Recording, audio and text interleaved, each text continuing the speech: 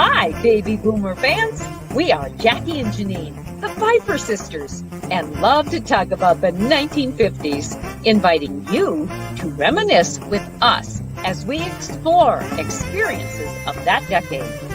We chronicled the distinct memories of our childhood in our book, While the Windmill Watched, a slice of rural America in the 1950s, which takes you on a notably historic journey through that often forgotten decade. We also want to hear about your experiences during the 1950s. We will feature guests whose special stories of that decade will bring to mind magical moments of reflection, some with tears, some with smiles, but above all, a good dose of laughter.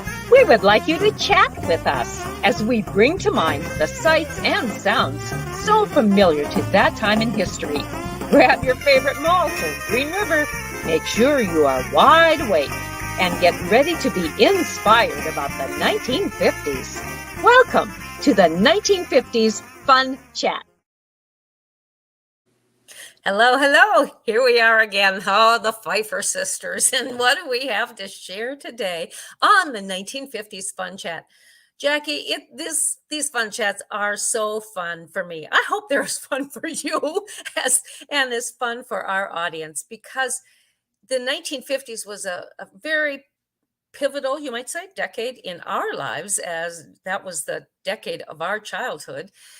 But not only that, we'd like to learn more about what actually happened in the 50s. You know, we shared our story in our book, but other people's stories of those who grew up in the 1950s might have something so experience something so totally different than what you and I did. And that's where these fun chats come into play.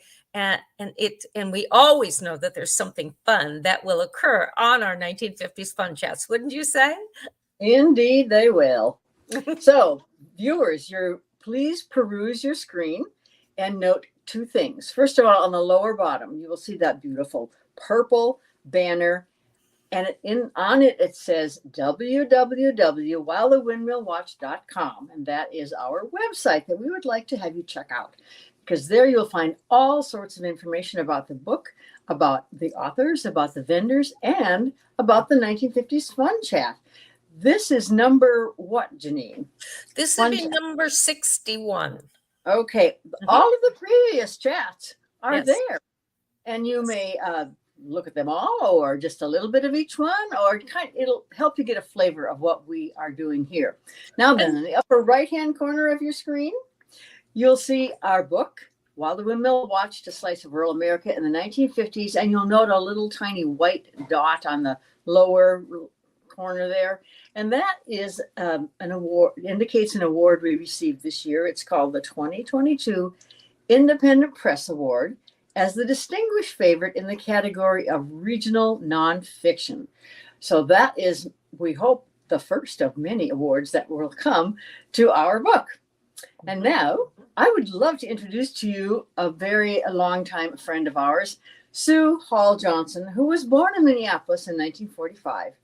Besides living in Minnesota, she's lived in Wisconsin, and during the decade of the 1950s, she lived in Japan. She graduated from high school and North Dakota State University in Fargo. Sue and her husband, Stan, have been married for 55 years. They have 3 sons, 5 grandchildren, 7 step-grandchildren, 3 foster grands, and 1 very adorable great-grandchild. Sue's professional life was spent in the teaching field at several schools in different subject areas.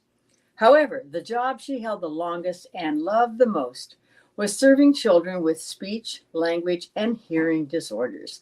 Sue, we welcome you to the 1950s Fun Chat. Hi, Sue. Hi, thank you very much. It's great to see both of you again, even though I know you're both very far away from me right now. Right. And that's the beauty of Zoom, or in this case, StreamYard. Yes. So to begin with, since the main focus of this chat centers on the decade of the 1950s, tell us about your mobile life during that time and how it affected you as a student. Our family's life was very mobile during the 50s for sure, which I think about so often because my life as an adult has been very much in the same place. I've lived within a 60-mile radius for my entire adult life here in North Dakota. But when I was a child, we moved a lot. And I had lived in 6 different houses by the time I was 10 years old. Mm. But and every move was a little difficult for me, but I loved every place we lived. I just felt that the 50s was the decade that made my character and many of my decisions in life. I was 4 years old when 1950 began, and we were living in Madison, Wisconsin, where my dad was employed at the state crime laboratory. He was a CSI back in those days, which was kind of unusual, trained at the FBI, and then had opportunities different places around the country and overseas. And so we were in Wisconsin when the decade of the 50s began, in a little neighborhood, very typical, very Beaver Cleaver-ish, and new little suburb neighborhood of Madison. My sister went to school. I was too young yet. But I had wonderful memories there of running down the street to meet my dad at the end of the day when he came home from work and got off the bus. And then I don't really remember moving back to St. Paul, where I started out my life. But we moved when I was 5 years old. And that's where I began school, in St. Paul. And my dad was working then for the Minnesota State Bureau of Criminal Apprehension. And I went to 2 different elementary schools in St. Paul, because we moved from house to house within the towns we lived in too. But it was a very urban area, of course. And so when I compared to the 2 of you and the way that you grew up on the farm, when you asked me to do this, I thought, oh, well, my life was nothing like what you're looking for. But it was different. And I am a North Dakota person now, and very much identify with the rural landscape here. But growing up as a child in these larger communities, I didn't feel like I was in a great big urban area. You know, when you're little, your world is the area around you. And my neighborhoods were my world. So it wasn't like it was the whole big city of St. Paul. Although I do remember when I was in school going down to University Avenue one time with my, I think, 2nd grade class, when Dwight Eisenhower was a candidate for president of the United States, and he was supposed to be coming to St. Paul and was going to be riding down University Avenue and greeting school children who walked down to see his motorcade. And we did that. Ike never came. It was there was a young man in a convertible that was sitting up in the back of the car waving to all the kids along. And we thought that was him, and we were so excited. So we were waving and yelling, and our teachers were trying to shush and everything. So anyway, it didn't work. Were you waving little flags? I think we did have little American flags that we were waving, Yes. So, and anyway, it was something that I remember that was kind of a funny, typical thing in the 50s. But when I was in 5th grade in my neighborhood in St. Paul, that was just a magical area. We lived between the Minnesota State Fairgrounds and Como Park, if any of you are familiar with that area. And so that was my neighborhood. That was my life. We were over at the fairgrounds, and we were up at Como Park so much. And kids were free to roam, even in a large urban area like St. Paul. It was safe. And I think that's probably what we all have in common with our memories of the 50s, is that it was a safe time in life. We would disappear for hours at a time, and our parents probably didn't even know where we were, but they weren't worried about it.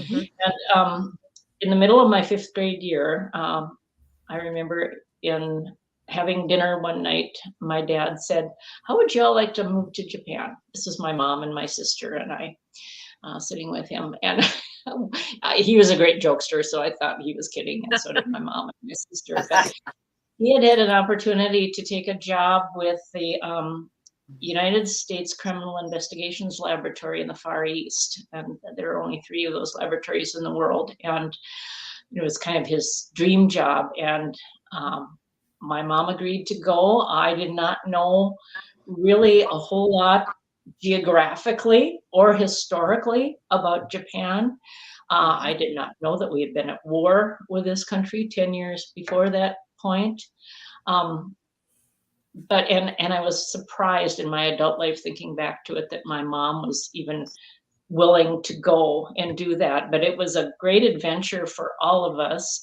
My dad left ahead of us in March of that year, and we waited until my sister and I were out of school. I was just done with 5th grade, and she was graduating from high school.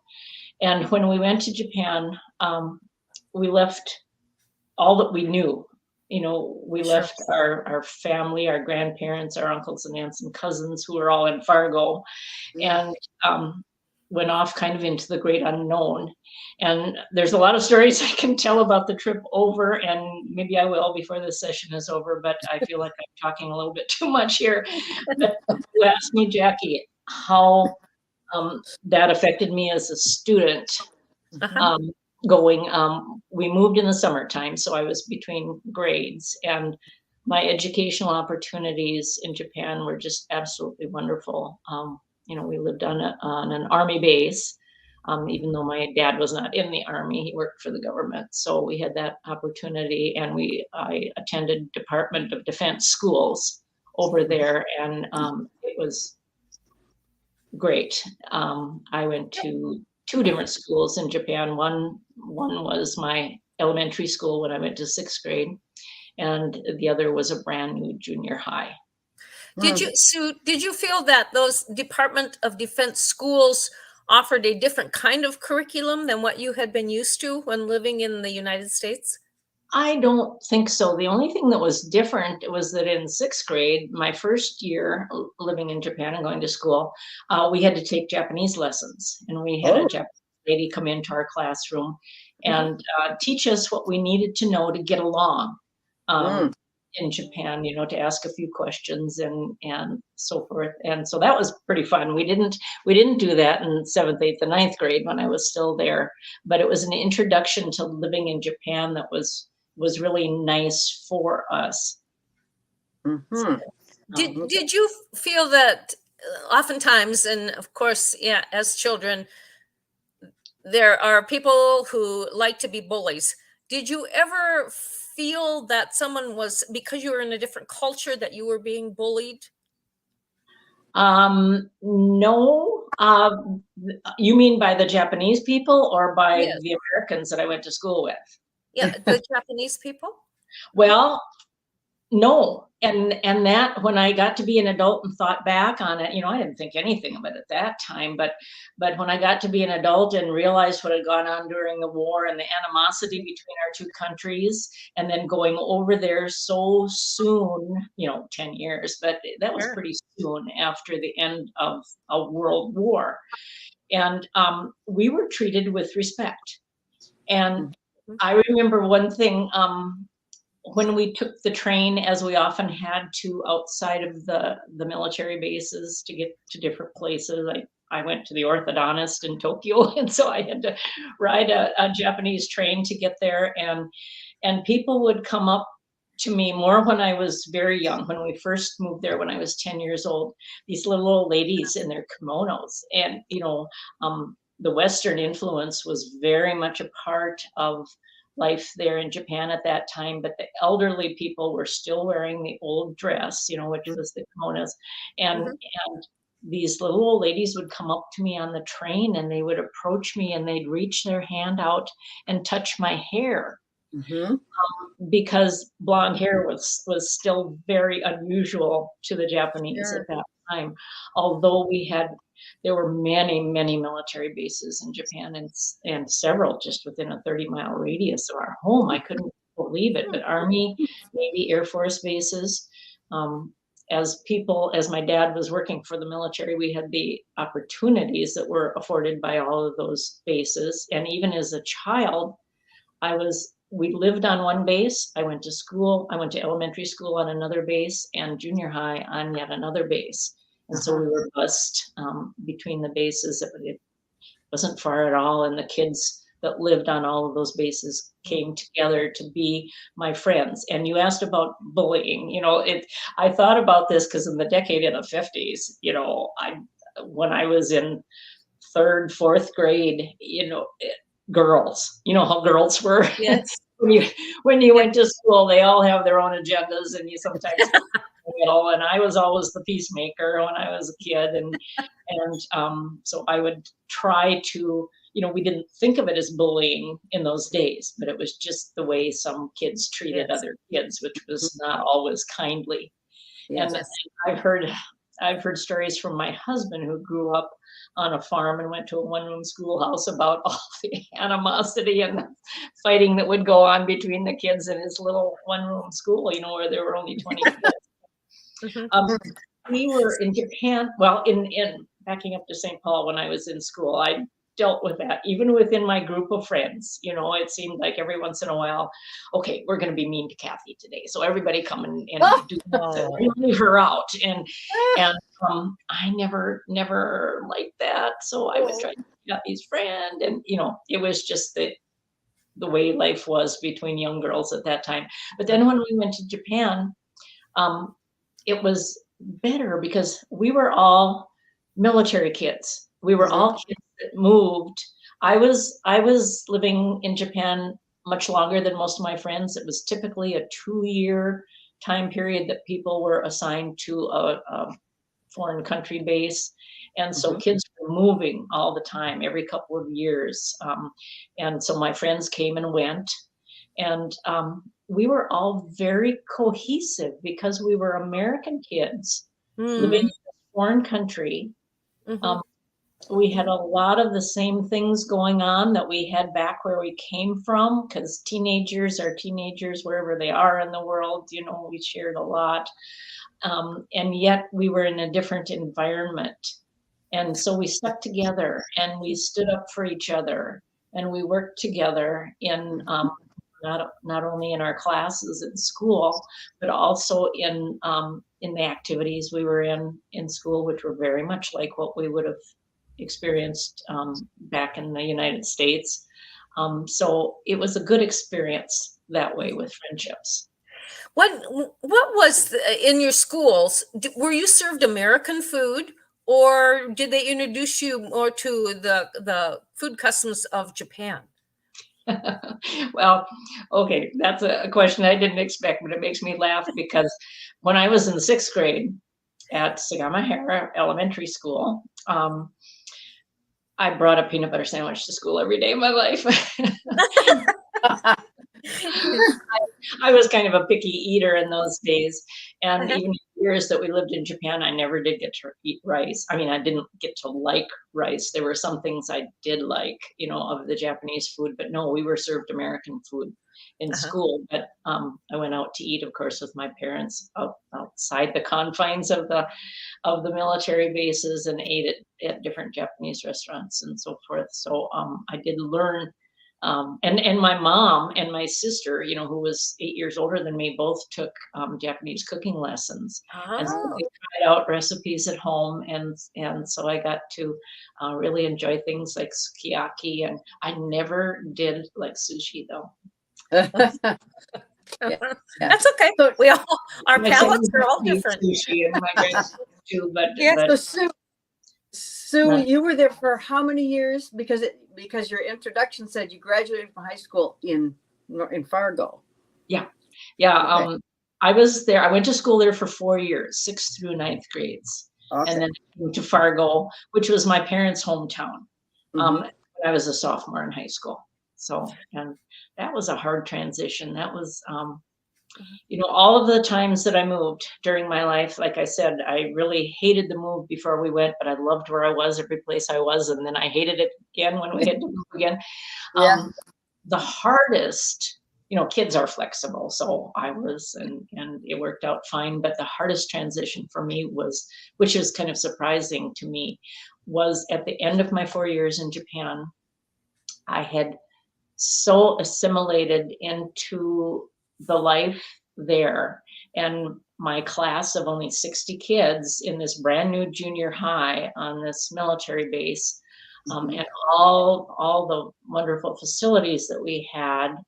And then to move to Fargo, where I had never lived before. I had been here to visit many times because this is where all my extended family lived.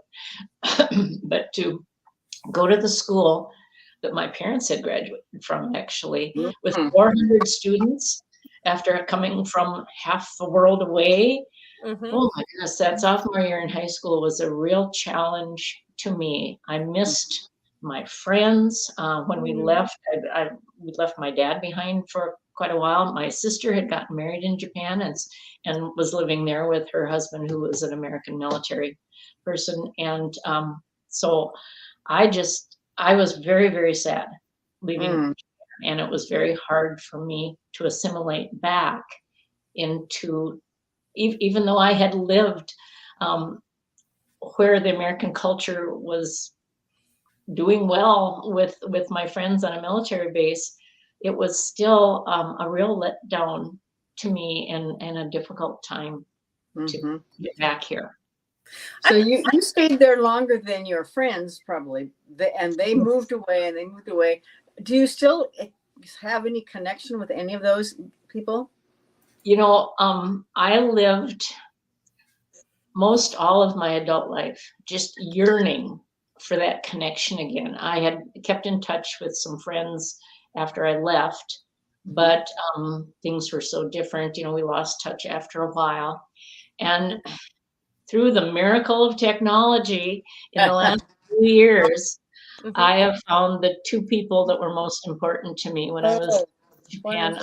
First, I'm a part of the Zama American High School Alumni Association, and we have a web page. And I was able to find my very best friend from ninth grade there, and we have reconnected. And another friend I found through Facebook. And, yes. And are those friends now living in the United States? Yes. Yeah. Okay. Sue, I'd like to go back to the time when you lived in Japan and thinking about music of that decade. Oh, yeah. Rock and roll came into being, and of course there was the American Bandstand eventually came on. Girls were screaming all the time at rock stars or rock and roll stars. What was that music culture like for an adolescent or a teenager in Japan? Well, for American teenagers and for Japanese teenagers, because they were very much into the American music scene too. But I fell in love with Ricky Nelson in Japan, and he was my favorite for years and years. And watching Ozzy and Harriet on TV didn't happen for me until we got back. But maybe when I lived in St. Paul as a youngster, Ozzy and Harriet was on. I don't know. Maybe that's why I was so drawn to Ricky Nelson. But Japanese TV only ran American cowboy shows and I Love Lucy, and they were all dubbed in Japanese. So I didn't see American Bandstand in Japan, but we had teen clubs for the American kids.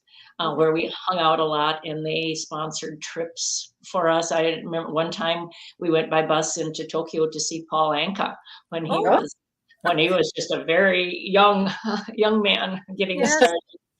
And the music, we had dances, with the American rock and roll and so forth. You know, Elvis Presley was was he just getting in the 50s? He was big, wasn't he? Right, mid-50s.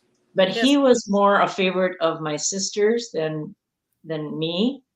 I just remember Ricky Nelson.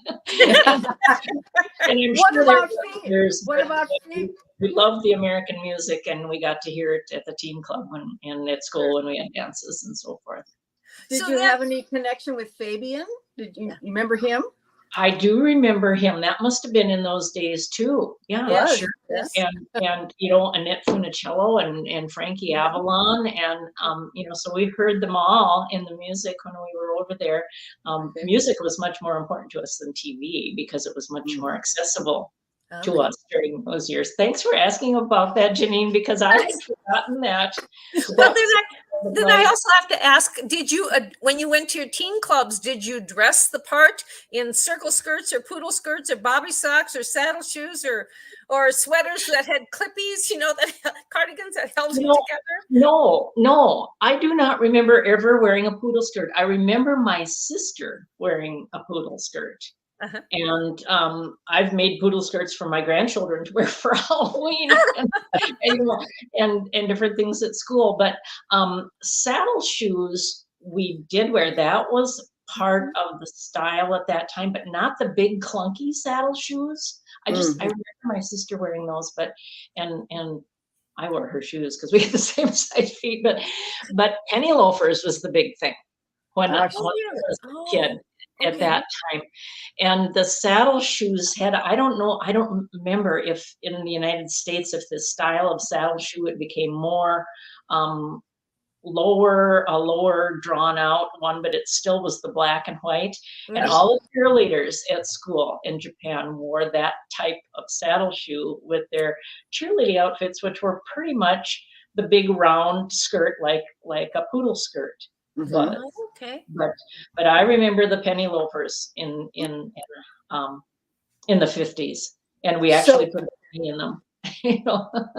Were those skirts longer were they like knee length rather than these little mini things that we see often?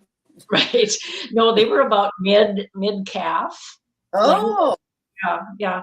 And mostly I remember wearing, because we had most of our clothes made for us, custom made for us in Japan, because we didn't have access to department stores that sold, American clothes and so forth. And Japanese seamstresses were wonderful, and it was very inexpensive to have them make things. So I remember long plaid wool skirts, straight skirts that came below the knee, and pencil sweaters. Yeah. Mm-hmm. Pencil skirts of the 50s, and then and sweaters. That's mostly what we wore to school. And Yes. Were you involved with 4-H when you were in an adolescent? In St. Paul, I was, and I never used to think of 4-H as being an urban club. You always think of it as being something for farm kids and all in the small communities, but like I said, we just lived a couple blocks from the Minnesota State Fairgrounds, and there was a 4-H building there. And so I got involved in 4-H in 4th and 5th grades when I was there, and remember sewing my first skirt and blouse there as a 4-H project. And my friends and I would go over. I don't remember how often the meetings were to 4-H there. There was no 4-H in Japan, but I don't know if it's an international organization or not, but of course, scouting was. When I was in St. Paul, I was in Bluebirds and Campfire Girls. Do you two know anything about that? I don't know about Bluebirds, but I have heard of Campfire Girls. It's kind of an alternative to Girl Scouts. So Bluebirds is the first, and then you get in Campfire Girls, and it's the same kind of thing. You earn badges and you do things together and learn about life. But then when I went to Japan, there was Girl Scouts. Girl Scouts is not just an American thing. It was established, I think, by a British woman. Yeah. And the Japanese girls had groups of Girl Scouts, and my Girl Scout troop was from my school, and camping, and we were out doing things, and we would go and meet with Japanese Girl Scout troops. And one time we exchanged pins with those girls. So I do not have my Girl Scout pin, but I do have a Japanese Girl Scout pin, my bracelet. Cool. And a bracelet. Okay, good. I'm curious too, Sue, back on the clothing and how you had said your clothes were custom made. Did you ever have access to mail order catalogs, the Montgomery Ward's or the Sears catalogs? I don't remember that. I don't. My parents might have, but I probably was not too interested in that at that time. Okay. No, well, as long as they had a custom-made clothing right there and for less expensive, because I would think that the postage might have gotten pretty, high, and Mhm. they didn't do that. I know you could order a house from the Sears catalog, but I don't know if you Yes. order clothes in those days or not. That's right. And tell us about when you went to Japan, Sue. Were you Did you travel by airplane, or were you on a ship, or how did you get there back and forth?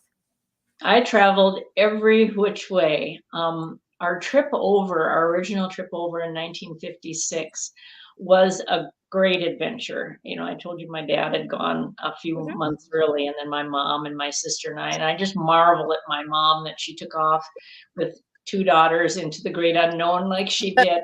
But we took the train from St. Paul out to the West Coast, the Empire Builder, and what was was the That was precursor, fun. I think, to Amtrak. I don't know, but Yeah. went out to the West Coast in Washington, and then down the coast to San Francisco, and we processed out through Fort Mason, the Presidio there in San Francisco, and got onto a military air transport service airplane, which was absolutely a no frills.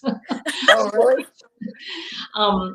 And it was, everything military was painted dark gray. And so it was this big, ugly plane. And we, in those days, that was my first flight in my life ever at the age of 10. And probably most Americans hadn't flown at that point, at least Sure. kids our age, Sure. from the Midwest, especially.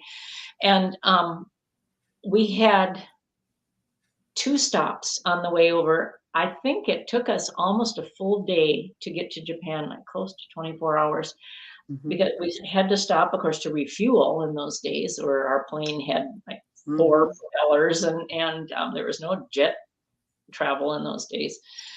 So we stopped in Honolulu, first of all, had a meal and spent a couple of hours, and then we went from Honolulu to Wake Island, which is a tiny, tiny little island halfway between. It's also a territory of the United States, halfway between Honolulu and Japan. And Hawaii was not a state then. Sure. It was Right. still a territory. So now when I think about it, even my grandkids think I'm so old, because I remember when Alaska and Hawaii were not states. But then we got to Tokyo and landed, and my dad met us. And one of the very first things I did then was to travel on a Japanese train, because we had to take trains off and in between bases, and to get, if we wanted to go into Tokyo shopping or whatever, or just looking at the countryside or whatever, we had to be on a train, and that was an experience. The Japanese trains, now they have the bullet trains. And I did have an experience with the bullet train several years ago when I was back in Japan, but back then they were just the old trains that everybody were standing on a platform, and you pushed your way on, and you went wherever you needed to go, and changed trains several different places at several different areas. But when we came back from Japan, then 4 years later, we crossed the Pacific 4 times, because we came home for the summer in 1958 for an R&R time. And we went across by plane 3 times and once by ship. So again, we were on a military transport ship, but it was kind of like the cruise ships of today, but not nearly as colorful. And they did move some military troops around on the ship, but we were up in more or less officers' quarters, where we had nice meals and good access to the deck, and that was a very interesting trip. When we went back from the summer in the U.S., we went from Seattle to Tokyo, and I think it took, I'm remembering, 11 days. I don't know really that or not, but it was a great relaxing trip. They had things for teens on board. They had pretty much a club on board the ship, and so we got to see movies and have dances and things like that with the kids who were on board. I was 13 at the time. So was Ricky Nelson on board just for fun? Oh, would that have ever been fun? Oh my goodness. On board, I remember, but yeah. So we're getting near to the end of our broadcast today, and I enjoy asking our guests a couple different questions. The first one is, and I think you can probably easily answer this, is what fun memory do you recall from the 1950s? Oh man, all of those that I just told you about, and just the time that it was. My memories are all wrapped around, the joy of being a kid in the 1950s and learning so much from each other and from the people that influenced us in those years. One really fun memory I had from both St. Paul and Japan is I grew up loving horses. Even though I wasn't a farm kid, I wanted to be a farm kid so badly so that I could have a horse. But when we lived near the fairgrounds in St. Paul, my best friend's older sister had a horse that she boarded there at the fairgrounds. So I got a chance to ride her horse. Yes. We were living there. And then when I knew we were moving to Japan, I thought, oh, I'll never ride a horse again. I'll never have that experience. But after we had lived at Camp Fuchinobi, where we lived, it was just a small independent housing area base. When I'd been there for a couple of years, we heard that they were going to open up a riding stable at Camp. Oh, exciting. I was just thrilled and beside myself, and they moved in a whole bunch of horses into an old barracks. Some of the bases in Japan had been Japanese military bases during the war. And the US took them over after the war and moved their own troops and people in. And there was a building on our camp, our dependent housing area, that had been a stable during the war for horses that they used, that the Japanese military used. And so they just moved this batch of horses in, and they brought in a Japanese riding master. And there was also an American military person who was the head of the stables who knew a lot about horses. And we had the opportunity to take riding lessons and be on a jumping team. Well, I should explain that because we didn't ride Western in Japan. It was Eastern saddle type. So I had to learn that, and then got a chance to be on these teams, and we had competitions and won ribbons and like back home at the fair. So that was really neat. Then what from the 1950s has imprinted on your life so much that it has been a great influencer of your life as an adult? Well, I think the most important thing from the 50s that influenced me was my teachers, both in St. Paul and in Japan, but especially in Japan, because that's when I was of the age when I was starting to think about what I wanted to be in life. And, at these Department of Defense schools, they get the best of the best for teachers. They always kept us about 6 months ahead in learning as compared to what was going on back in the United States. Because the military kids moved around so much, they sometimes lost a month or two of school in the process of getting acclimated to a different area of the world. They kept us ahead. And so we were really stimulated. And I remember the teachers were just wonderful teachers, most of them quite young, although they weren't brand new teachers. They had to have some experience to be hired by the Department of Defense. But I looked up to those teachers so much, the men and the women, and they taught me so much from my goofy French teacher all the way to my beautiful English teacher who inspired me with reading, and everything that I learned during those years made me want to be a teacher. Good. Much. And I just knew all the rest of my life that that's what I wanted to be because of years. So that was the influence from the 50s that really impacted my life. Good. Folks and viewers and lovers of the 1950s Fun Chat, we are so thankful to have had today as our guest Sue Hall Johnson from Fargo, North Dakota. She has had a lifetime lifetime of experiences all wrapped up basically into the 1950s, and how you have heard how that decade and that cultural experience, especially of living in Japan, encouraged her and was influential to her even beyond that time of rock and roll days and Ricky Nelson and Fabian and poodle skirts and saddle shoes. And that's what the 1950s Fun Chat is all about. Sue, we thank you for being our guest today. This has been wonderful to have shared in your experiences of the 50s. Thank you so much for asking me. It has just brought back such wonderful memories to me that can't thank you enough. No, you're so welcome. welcome. And so, Jackie, would you like to wrap up our broadcast today? Well, I would just like to quickly remind our viewers to look at that thumbs up button and the red subscribe button and click those both. And we hope you'll join us next time. And by the way, our broadcasts are first posted on at 8 o'clock Central Time, 1950s Fun Chat. And if you can't see it at that time, do you want to say something else, Janine? On Mondays. On Mondays, thank you. Mm-hmm. And if you can't view it at that time, just go to our website, which is down at the bottom there, www. While the Windmill Watch, and you may see this chat and all the previous chats. And when will this one be on, Janine?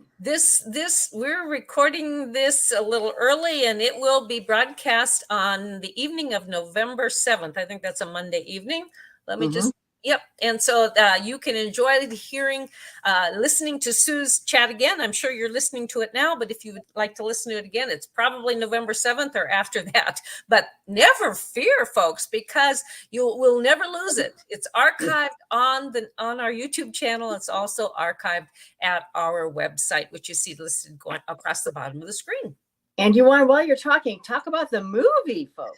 Oh my goodness, Jackie, the movie. It's in the movie, folks. If you haven't heard about the movie, While the Windmill Watched, the movie will be based on the story in our book of our dad and mom, Jack and Eudora Pfeiffer, Jackie and me, our family growing up and living on the plains of North Dakota near Menoken. The movie is going to be produced by Mr. Daniel Belinsky of Canonical Productions of Bismarck, North Dakota, and he is quickly making a very positive name for himself and his production company and a mark in the world of motion picture and telling those stories of North Dakota that have been so pivotal in the development of the state. And so we are just blessed beyond measure to know that Dan is producing this movie about While the Windmill Watched, about our book. So for sure, you want to get a copy of the book to just find out what will be in this movie. And then, of course, you'll want to see the movie when that's out. And we anticipate that it will be late in 2023 by the time it's all finished up, but who knows? It's in the development phase right now, and it'll be a fun one. It'll be a fun one, that's for sure. And you know what? People have asked me, Jackie, and maybe they ask you too, when they find out we're doing a movie, they'll say, well, are you going to be in it, or who's going to play you in the? And we have no idea. No, we will not be in it. That's for sure. Because of course, that time of the 50s, we were much younger. Mm-hmm. But also, we want folks to know that we share the title, if you might say, as executive producers of that film, and it's wonderful working with Dan because he is very kind to consider the memories and the stories that we have of that decade. And he wants it to be very, very true to that decade of the 1950s. So anyway, While the Windmill Watched is coming in movie form too. You won't want to miss it next year. So when you think of the 50s, think of all the things that Sue has mentioned. Poodle skirts and soda jerks and those hot, cool cars that we used to drag Bane in. Maybe some of you did. But anyway, please do tell your friends and your relatives about the 1950s Fun Chat. So until next time, toodaloo. Bye-bye.